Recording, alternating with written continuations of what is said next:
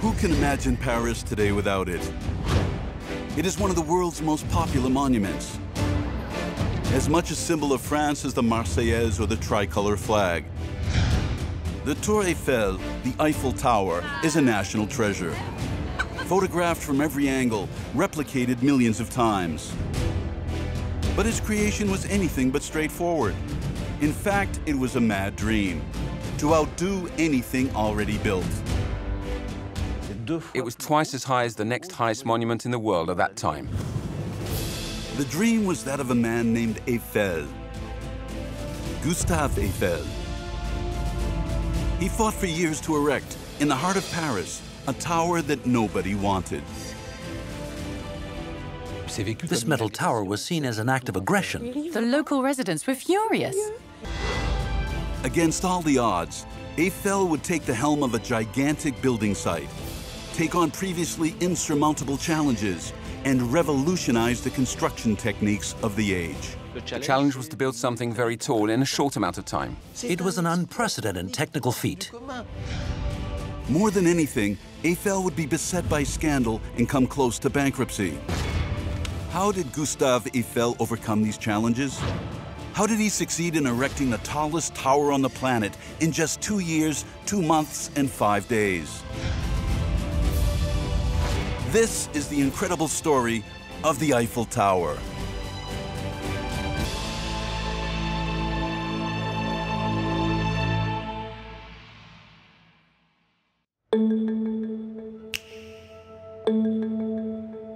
This incredible tale began in the Paris suburb of Levallois-Perret. Two complete unknowns were dreaming up a crazy project to build the world's highest tower. It was June 1884. A far cry from today's modern buildings, the area consisted mainly of factories and a firm of architects who designed bridges and railway stations. But deep inside the workshop, two men had spent the previous few days working on a highly ambitious project. They were both engineers under the age of 30. Their names were Maurice Coquelin and Émile Nouguier. And they were in the process of designing the century's most outrageous project. At first sight, it appeared to be a mundane sort of pylon, almost like our modern electricity pylons. In fact, it was a major architectural challenge that was unimaginably tall, almost 1,000 feet tall, unprecedented at the time. 1,000 feet is 300 meters. An extraordinary distance to reach, absolutely. The two engineers had the aim of breaking a record. For by the end of the 19th century, no man-made structure had reached 300 meters. In fact, nothing had even come close. Even the biggest of the Egyptian pyramids, that of Cheops, is no taller than 150 meters. The world's tallest tower had just been completed in the capital of the USA, the Washington Monument. Its height, a mere 169 meters. So to build something twice as tall, 300 meters, would be the feat of the century. So the question was, would they manage it?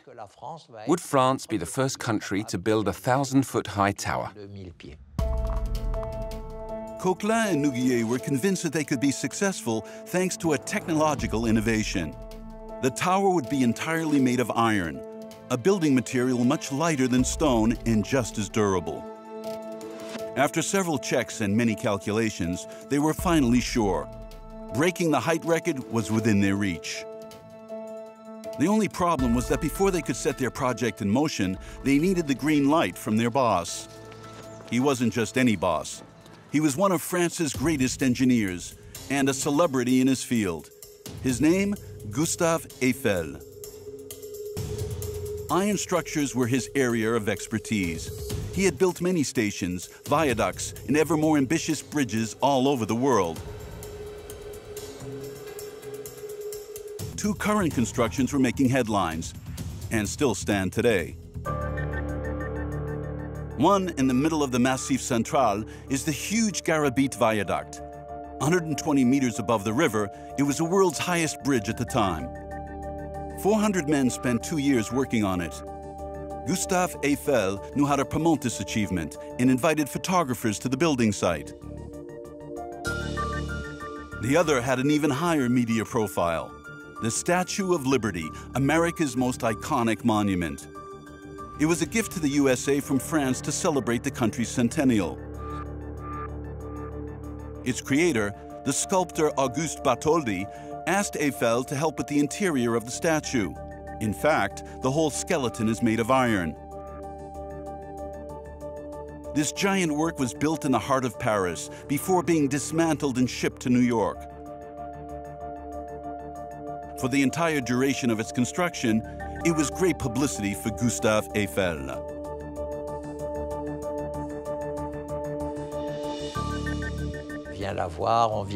People came to visit and see the statue. Even the writer Victor Hugo had paid a visit and uttered a few historic words, giving Eiffel even greater kudos, as it meant he was now recognized as a genuine pioneer in the art of metal construction. In the spring of 1884, Eiffel was not short of prestigious commissions. Business was good, and he was not the type to go lightly into a new project. So when the two young engineers came to him with their idea for a gigantic tower, his reaction was swift and resolute. Eiffel saw the drawing and said straight away, "I'm not interested." Just like that, "I'm not interested. But I want you to work on it." A 300-meter tower? Why not? But Gustave Eiffel asked his engineers to come up with something even more spectacular, more aesthetically pleasing. What he wanted was an edifice which would attract the crowds. For an idea was forming in his mind. He wanted to present a project for an event which would take place in Paris in 4 years' time and which would have a global impact.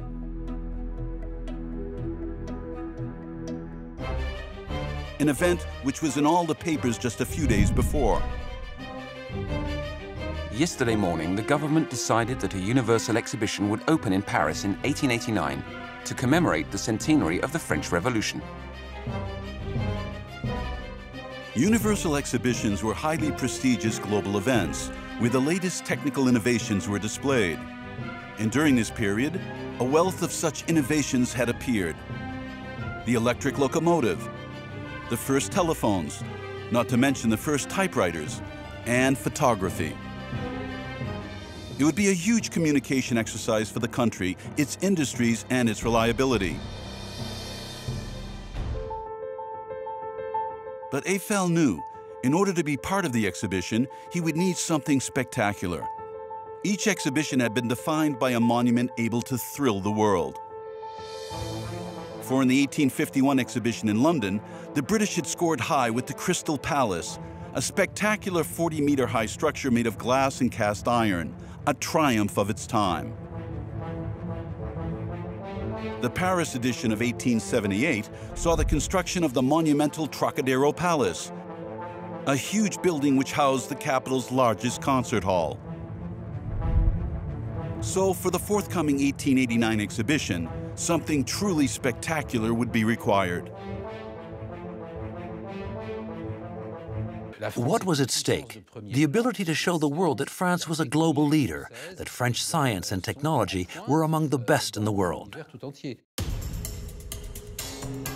The reason that Eiffel was unconvinced by his engineer's project was that he did not see how their projected tower would attract the crowds and make an impression. Their plans did not even include a staircase so that people could take in the view from the top. Aesthetically, it left a lot to be desired. For Coquelin and Nouguier, it was back to the drawing board. They recruited a third man, Stéphane Sauvestre, who was a friend of the business and an architect of some renown. He agreed to work on his associate's pylon and completely transformed it. He designed arches between the feet, giving it a more harmonious look. But the main thing he did was to turn the pylon into a leisure facility. Visitors would be able to go up it.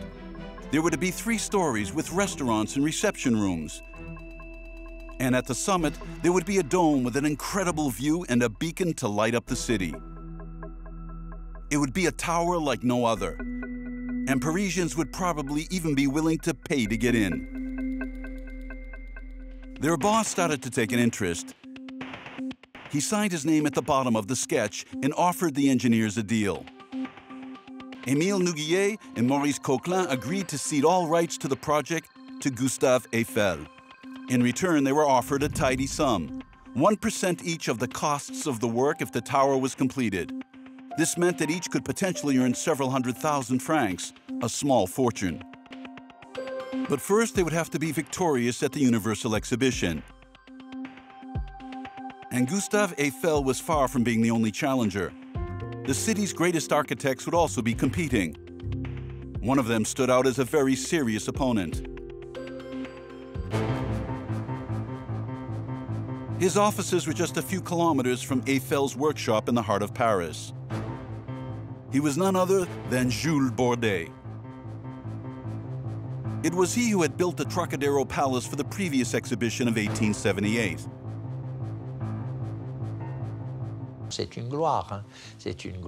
He was a star among engineers and architects. One of the most famous French architects of the period.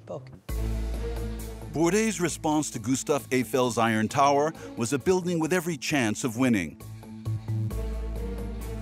It too was a 1,000-foot tower. It was christened the Sun Column. It was divided into 5 levels. On the ground floor, a museum of electricity. Each floor would house hospital wards for invalids who needed to breathe the pure air at higher altitude. And at the very top, an electric beacon which would light up the Paris night as if it were daytime.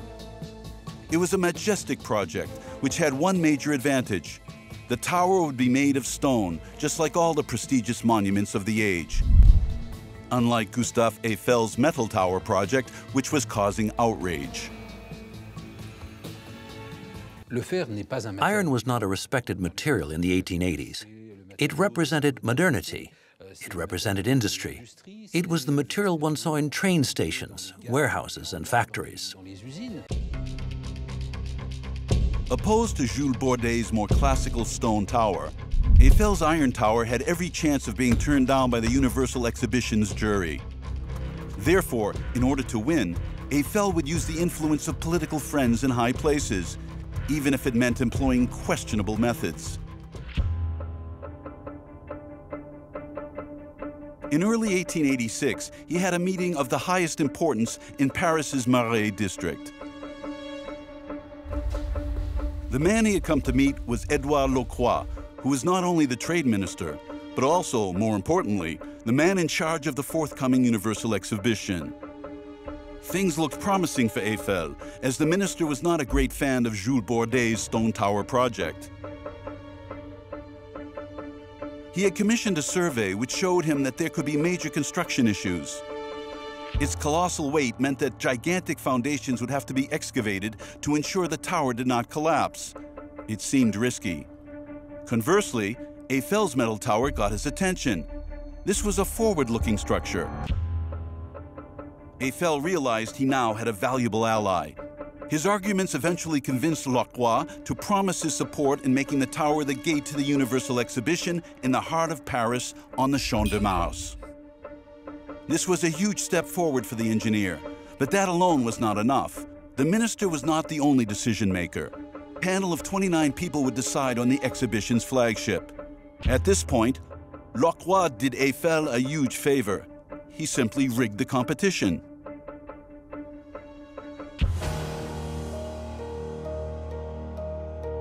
A few weeks later, on May 2nd, 1886, Edouard Locroix published the rules in the Journal Officiel. Reading the details reveals that the minister did everything in his power to help Gustave Eiffel.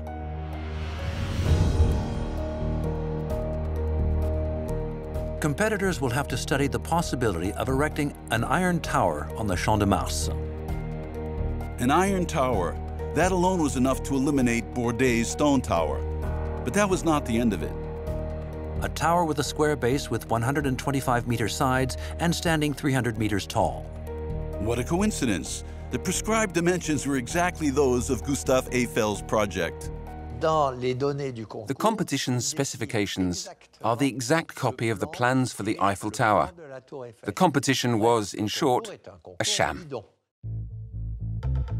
With the rules designed with his project in mind, Eiffel could not lose. And so it was he who was tasked with building the world's tallest monument. The inauguration date was set for March 31st, 1889. The tower would have to be completed in less than 3 years. This was a very short time frame to complete an unprecedented adventure with all its potential obstacles.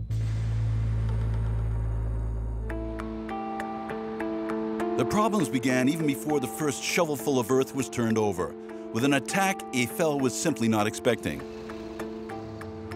The Avenue de la Bourdonnais in the 7th arrondissement in Paris has a fine selection of blocks of flats and mansions. Nowadays, these buildings have a splendid view of the Eiffel Tower. But at the time, the district looked like this.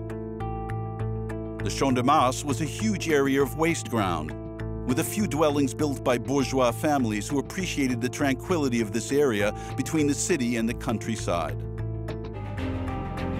Among the inhabitants in late 1886 was one particularly incensed woman. She was the Countess of Poix. The windows of her mansion looked out onto the Champ de Mars' esplanade. She had a view of a small park which had been created there for local residents on the banks of the Seine. Then she heard the 300-meter-high metal tower was going to be built in the middle of the garden. The Countess was livid. This tower would ruin her view and disturb the tranquility of her park. So, with the aid of a neighbor, she attempted to get construction stopped, and the case took on greater and greater importance. Further explanation can be found in the archives at the Musée d'Orsay in Paris. The imposing dossier is marked 300-meter tower litigation. Inside is the original letter from the Countess's solicitor, in which he states that when she bought the land, she was given a guarantee that the park would remain a private garden for the use of its residents. According to the Countess, this meant that the tower was therefore illegal. The park must be permanently preserved as a park with right of access for the plaintiff. This legal broadside threw everything up in the air. The state was now reluctant to get involved. Meanwhile, work on the Champ de Mars site could not begin. This was particularly problematic for Gustave Eiffel, as any delay had financial implications. He was at risk of financial collapse.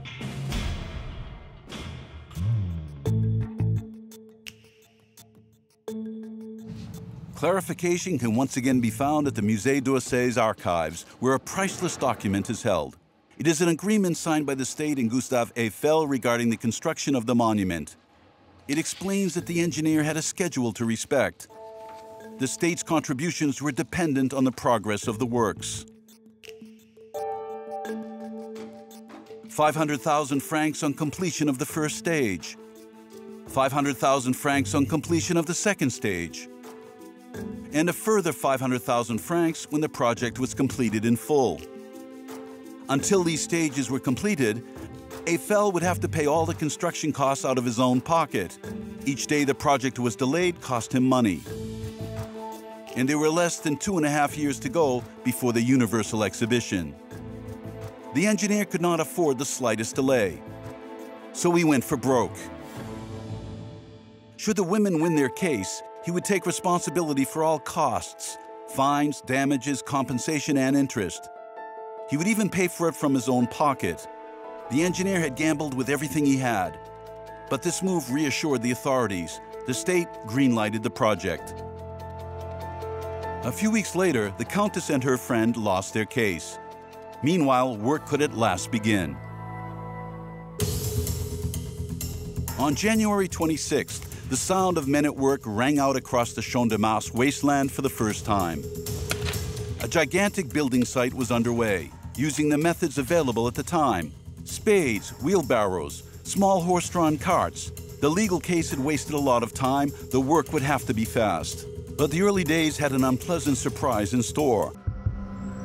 Workers found a parcel of land which was completely waterlogged. It would be impossible to sink foundations in such muddy terrain. Indeed, two of the tower's pillars were very close to the river. In order to find solid ground, the foundations would have to be dug well under the level of the riverbed. Gustave Eiffel then stunned Parisians with a staggering new technique. He used a system of watertight chambers to enable the workers to work beneath the surface of the water. The idea was to use sealed metal chambers, which would be lowered into the river and fed with compressed air. The bottomless chambers were lowered into the mud where the workers needed to dig out the foundations. The compressed air drove the water out, allowing the workers to stay dry and dig until they found the appropriate base. The more the workmen dug, the deeper the chambers would sink. The mud was evacuated bit by bit via flues in the sides of the chambers. After a few days, the chambers reached a depth of 12 meters. The workmen found the layer of limestone necessary to build the foundations. When they reached the layer of hard limestone, then the chambers were filled with cement and gravel to create the foundations which the Eiffel Tower rests on. The excavation chambers had been converted into the concrete blocks which would support the tower. But having overcome these technical challenges, Eiffel would then have to face a new attack. On February 14th, the newspaper Le Temps dropped a bombshell.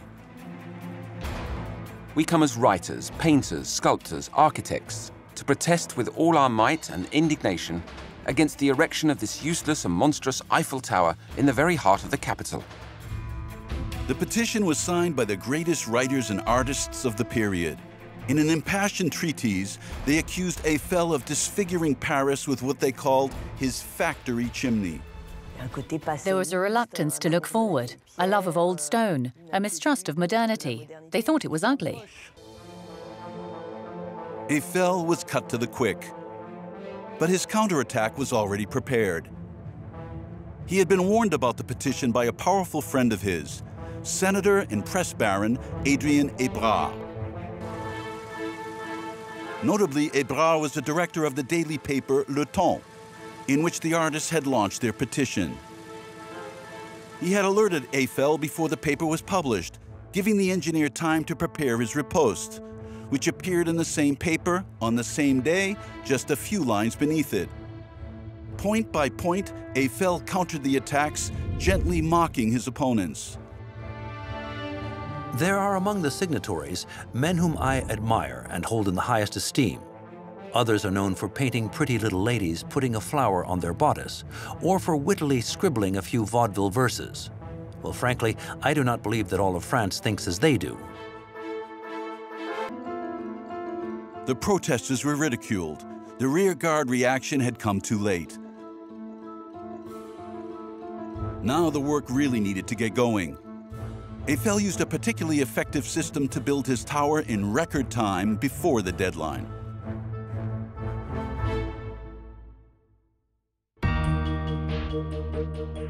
Despite the Herculean nature of the building site, there were very few workers. At most, a few dozen people assembled the girders.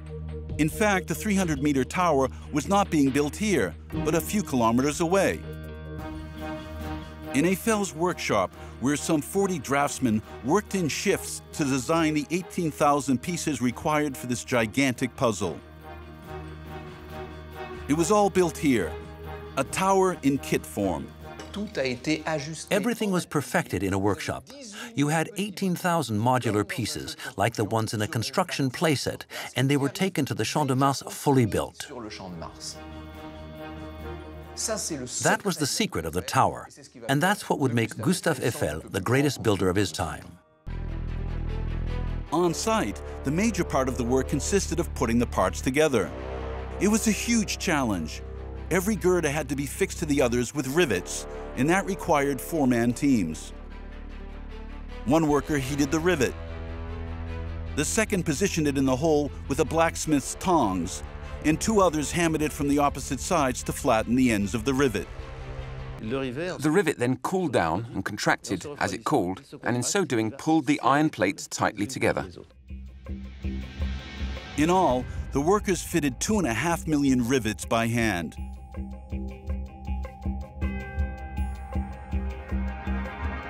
Thanks to this well-oiled organization, the tower gradually rose. But Gustave Eiffel was still not sure he could complete the work. He knew that one critical stage was just ahead. In December 1887, the work had been going on for 11 months. The pillars were now 60 meters high, only 1/5 of their total height. It was the moment of truth. Would the 4 feet come together correctly? Eiffel and his engineers reviewed their calculations again and again with a model of the tower. If the workers didn't manage to join the pylons perfectly, the tower would be out of kilter and unable to survive the winds and its own weight. We can see that as they started out from the base elements 100 meters apart, and as they were at an oblique angle in the air, everything had to come together very precisely. To complete the assembly perfectly, they had to be able to adjust those enormous feet. In theory, that was impossible. They weighed more than 70 tons. But inside the structure itself, Gustave Eiffel had worked out an ingenious system.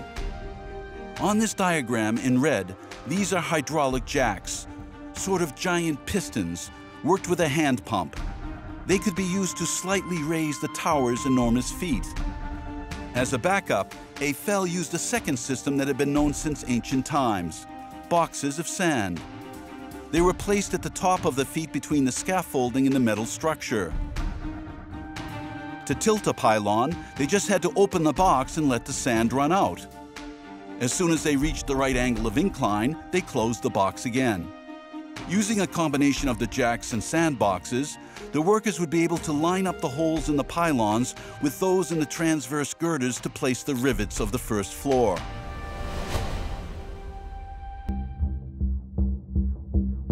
December 17th, 1887, the critical day. At that moment, the future of the tower was at stake. And it was a complete success. It was an extraordinary technical exploit. It required a level of organization such had never been seen, and it succeeded. Less than a year after the first pickaxe broke the ground, the joining of the feet were carried out smoothly. The girders were assembled without a single bit of filing being necessary. The tower now had a solid base from which it could rise to the projected 300 meters. What's more, by getting over the hurdle of the first floor, Eiffel received the first check of his state subsidy, 500,000 francs. In principle, then, it was all looking good. But financially, the works were becoming a bottomless pit. Eiffel reviewed his calculations.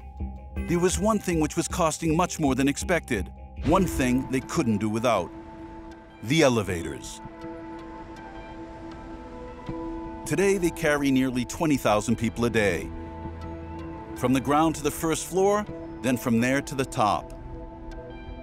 Taking an elevator up 300 meters seems completely commonplace today, but at that time, it required a huge technical exploit and a great deal of money.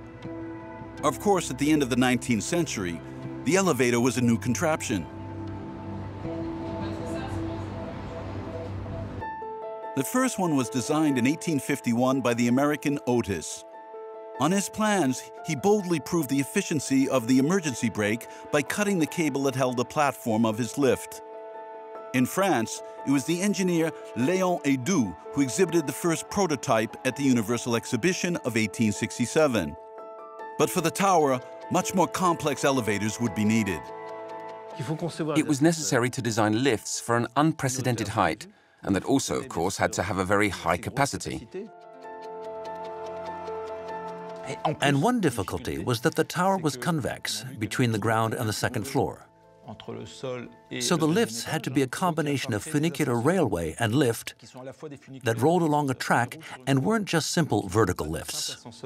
It was really very technical, complex, and innovative for the times. Gustave Eiffel knew that people were hoping he would fail. Ever since his first project, his rivals had expressed doubts about the feasibility of installing elevators in a tower that wasn't straight. So he called in the best. The American Otis built 2 lifts to go up to the 2nd floor. They were built bit by bit in New York and could carry 50 people at a time. 2 other elevators, slowly but double the size, would go only as far as the 1st floor. They were designed by Frenchmen, Dreux Combaluzier et Le Pape. These elevators ran on rails up an incline following the curve of the tower.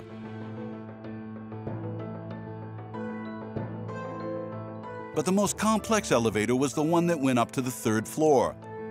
Of course, it was a straight run, but it had to rise 160 meters to reach the top, which had never been done. So Eiffel turned to the French engineer, Léon Hédoux, who had a brilliant idea. At the time, elevators were generally operated by a piston that pushed the cabin upwards. But in this case, the height was so great that would have needed an enormous piston that could never have been housed in the structure. Hédoux found a solution to reduce the distance by half. He would use 2 cabins linked by a cable that ran over a pulley. Rather than going directly from the 2nd to the 3rd floor, he envisaged 2 cabins as counterweights on one cable, the upper cabin coming down as the other went up. The lower cabin only went half the distance, therefore, and the piston that pushed it was only half the size. And to go all the way up, there was nothing simpler. And obviously, at the halfway point, they were at exactly the same level, and that's where the cabins stopped. The passengers changed cabins and carried on their journey. Thanks to these different systems, people would soon be able to go up to the top of the tallest tower in the world in a matter of 10 minutes. Soon, but not immediately, because the elevators weren't yet ready. They now had to be built, and that was very expensive. Now the tower wasn't going to cost 4.5 million francs, but 7 million, the equivalent over 100 million euros today. How could they raise such a sum of money in a few months? Eiffel managed to do it by arranging an enormous financial coup on the other side of the world.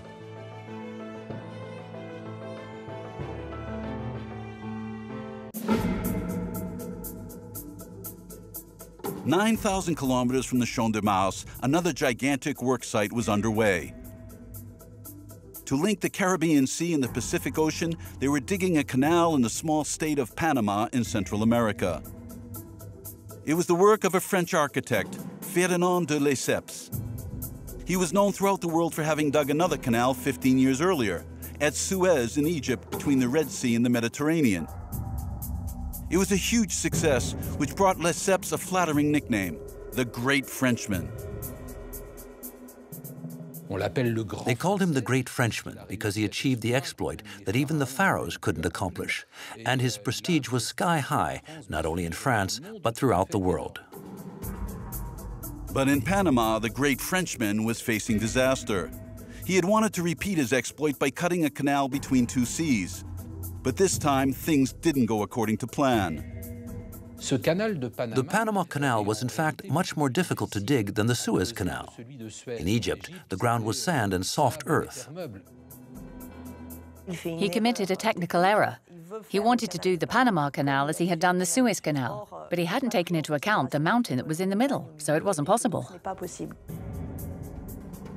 As well as the technical problems, the workers had to cope with tropical rain and yellow fever. Thousands were dying. The company was on the verge of bankruptcy. Lesseps sought a solution. Since it was impossible to cut through the mountain, he had to find another way of getting the boats through. It would be possible with huge metal locks like this. And there was one man capable of building such locks, the King of Iron, Gustave Eiffel. So Lesseps called on his colleague for help.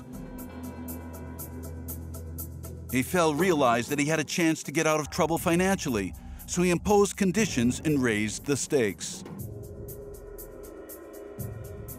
Eiffel's reaction at that moment was to say, "Very well, I'll do it, but it's going to cost you. And not only do I want a considerable sum, I want to be paid in advance." Eiffel was giving a huge order, a dozen locks for which he asked a very large sum of money.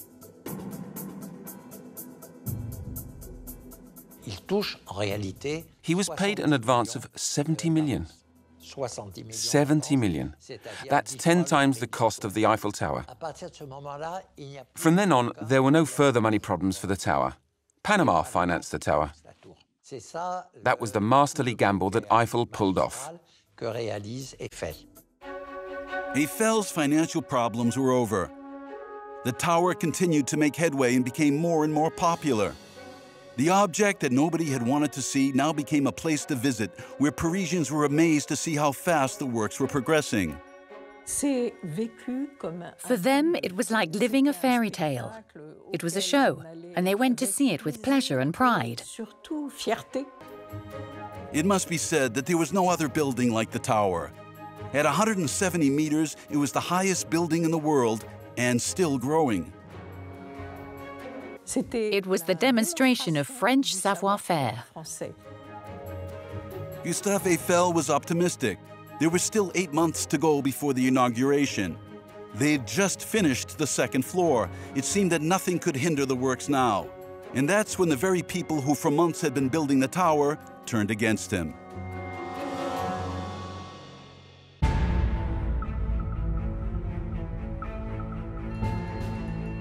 One morning in September 1888, the workers put down their tools and went on strike.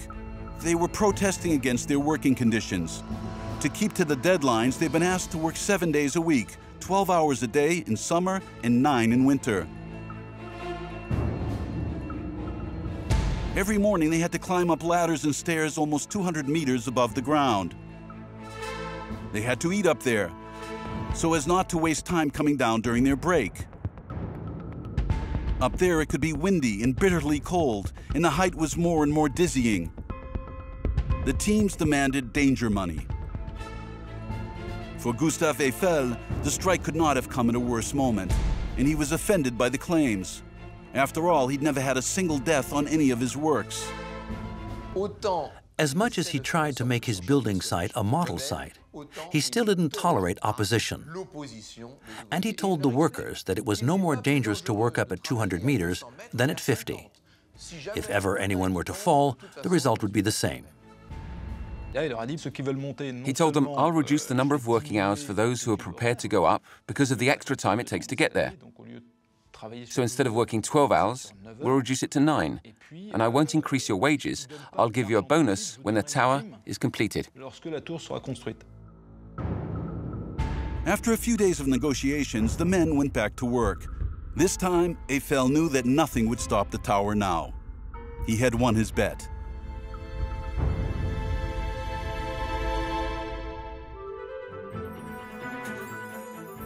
On Sunday, March 31st, 1889, Gustave Eiffel climbed the 3 levels of the tower accompanied by one of his daughters and several officials.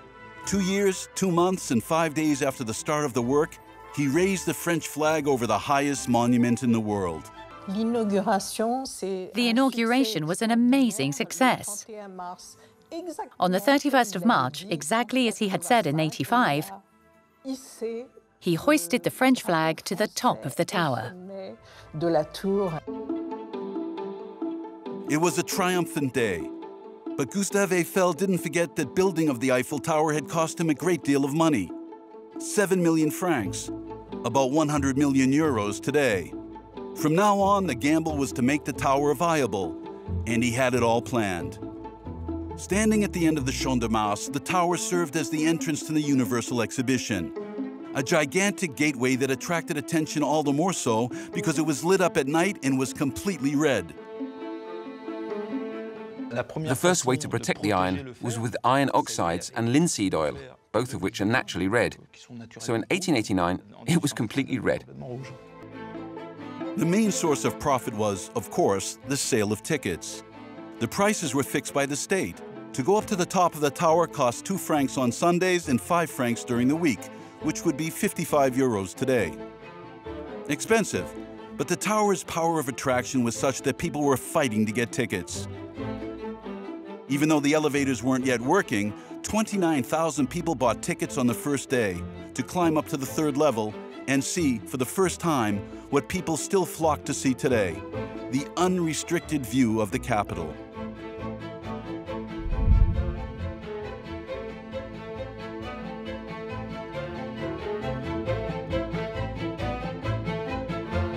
At the very top, Gustave Eiffel had kept some rooms for himself. They were the only private places in the tower. All the rest was designed to be a place for leisure. On the second level, a cannon was fired at noon every day. It was also a 250-seat theater, restaurants to cater to 4,000 people, tobacconists, souvenir shops, and photographers. And Eiffel received rent from every one of them.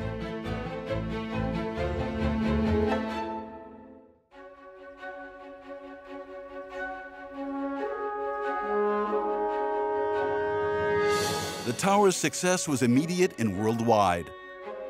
The Visitors book shows that the actress Sarah Bernhardt in the cowboy Buffalo Bill came,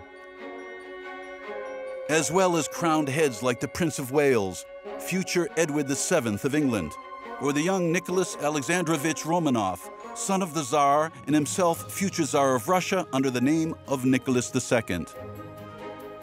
But for Gustave Eiffel, the visit that counted above all the others was that of Thomas Edison.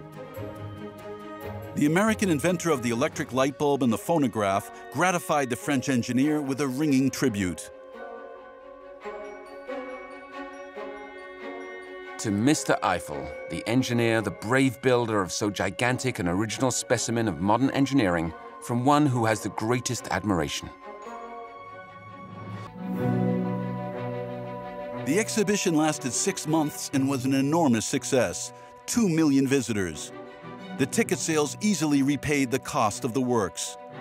And this money was added to the money from the Panama Canal. Gustave Eiffel was now extremely rich.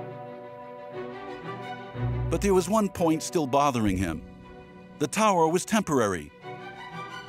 This had been the plan from the very beginning in the agreement signed with the state. Eiffel could manage the tower for 20 years.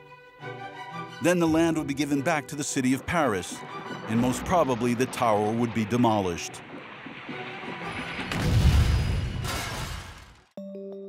He wanted to avoid that at all costs.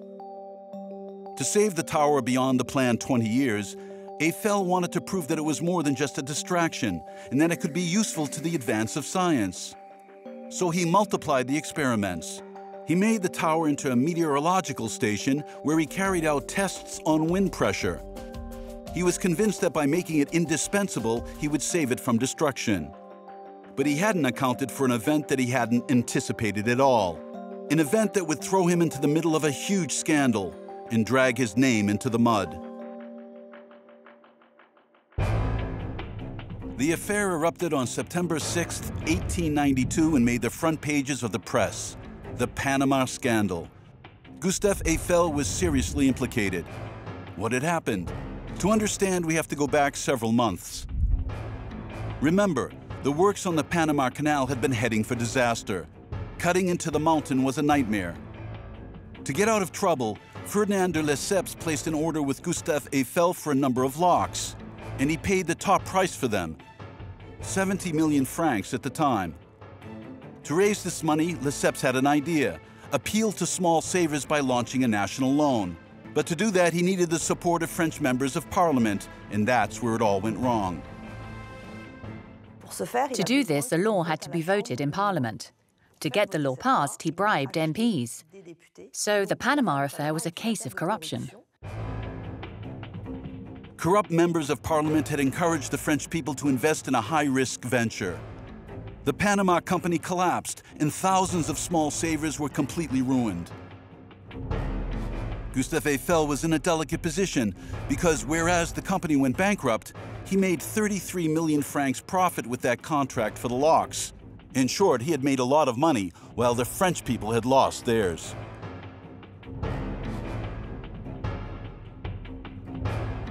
The fact that he got rich while whole families were flat broke, well, obviously that caused a lot of anger. To which Eiffel replied, "I haven't wronged anyone. I was just lucky. Why are they picking on me?"